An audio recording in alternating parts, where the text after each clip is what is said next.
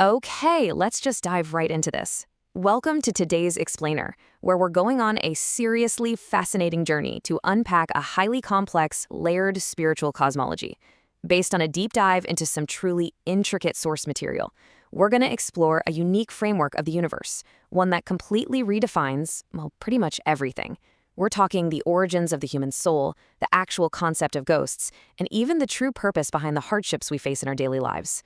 So whether you're totally new to these esoteric concepts or you're just looking to connect some deeper metaphysical dots, this explainer is designed to give you a really clear, structured look at this profound worldview. So here is our roadmap for today. 1. The origin of humans and souls. 2.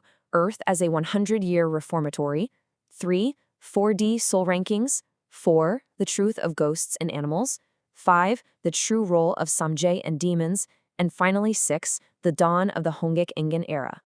All right, starting off with Section 1, the origin of humans and souls. Okay, so before we can figure out our purpose, we really have to look at what humans fundamentally are before they even enter a physical body. To do that, we need to define 3 foundational terms. First up is wanso, the eternal element. The idea here is that we are originally cosmic energy, literally pieces of the universe forged in the intense heat of the Big Bang, shattered apart and then brought back together over billions of years. This wanso is totally indestructible. Then we have yukki, which is simply the 2D physical energy of the Earth, the flesh and bone generated by nature. Finally, when that eternal cosmic wanso enters the physical yukki, it creates inki, the 3D human entity. It's described as this incredible instant moment of docking where the eternal element enters the physical body in a flash through precisely 6,600 energy pores to perfectly align with the physical vessel. And this brings up a huge metaphysical difference between humans and animals, according to the source material. In this framework, animals are classified as purely 2D entities. They are made entirely of yoki, that physical earth energy. They operate as a vital part of a collective ecosystem, they live, they reproduce, and they drive the physical evolution of nature, but they don't actually possess an individual eternal soul, or wanso. Humans, on the other hand, are 3D entities because we're this unique combination of physical earth energy and an eternal cosmic element. We're the only beings in this cosmology capable of individual spiritual enlightenment. Moving right along to Section 2, Earth as a 100-year reformatory. So, what exactly happens when that eternal cosmic element finally arrives here on Earth? Well, the source uses a remarkably intense metaphor. It states, the physical body is a perfect handcuff. Earth is a reformatory where we are sent to resolve our errors. Think about that. Our eternal element is essentially locked inside a biological vessel for roughly 100 years. This physical body is a tool. It's meant for us to experience life, learn, and fundamentally figure out right from wrong. It's essentially a highly structured cosmic timeout designed specifically for our spiritual evolution. And throughout these 100 years, nothing goes unnoticed. Every single thought, every attachment, every action is recorded. Remember those 6,600 energy pores we used to dock into the body? Well, as we live, our mind energy records our actions into 6,600 corresponding files. When the time comes for the physical body to expire, this exact file attaches to the departing soul. It basically freezes the soul in its final state of earthly attachment. So whether that attachment is a deep love for family, a lingering regret, or an obsession with wealth, you're locked into it at the moment of passing. Okay, that brings us to Section 3, 4D soul rankings. So after we cross the veil into the 4D afterlife in that frozen state, there's a very strict hierarchy waiting for us, and a soul's 4D ranking is directly determined by how selflessly they lived their 3D earthly life. At the very bottom, you've got wandering spirits, those who kind of just lived aimlessly without much purpose. Just above them are obsession spirits, trapped by strong, unresolved earthly desires. Then we move up into spirits who actually lived for others. First, ancestral spirits, who devoted themselves strictly to their families. Then village spirits, who served their local communities. And national spirits, who dedicated their lives to their country.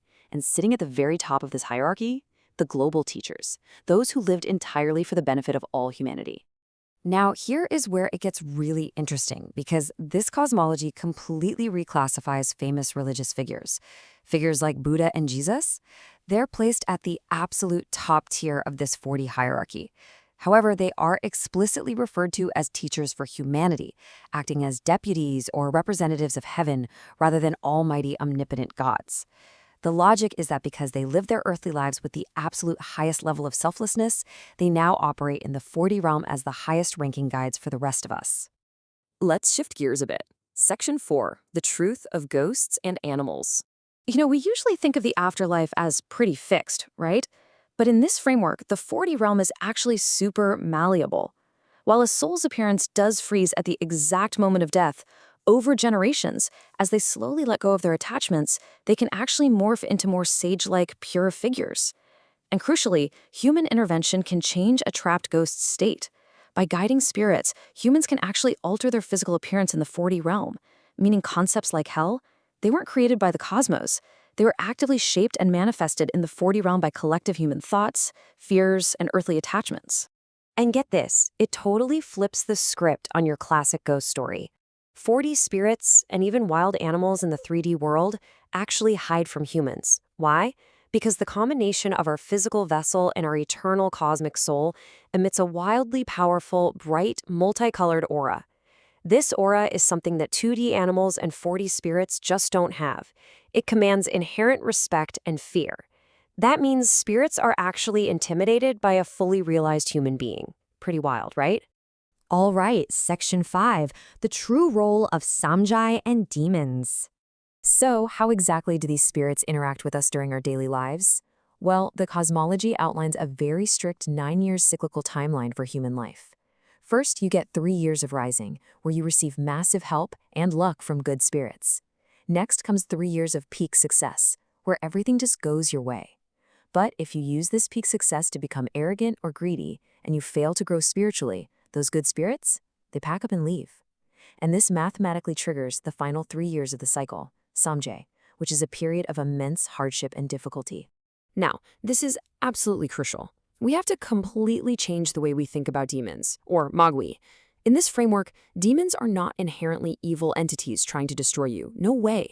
They are actually strict spiritual teachers sent by the cosmos during your Samjay hardship period.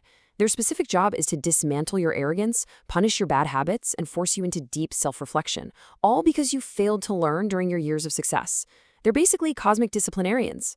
Because of this setup, the source gives some incredibly practical, if slightly tough advice. When you hit rock bottom, do not pay a shaman or a priest to chase the demons away. Don't beg or try to bribe the universe to remove your hardship.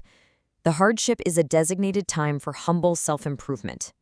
The advice is to just sit quietly, reflect on your flaws, and study your own behaviors.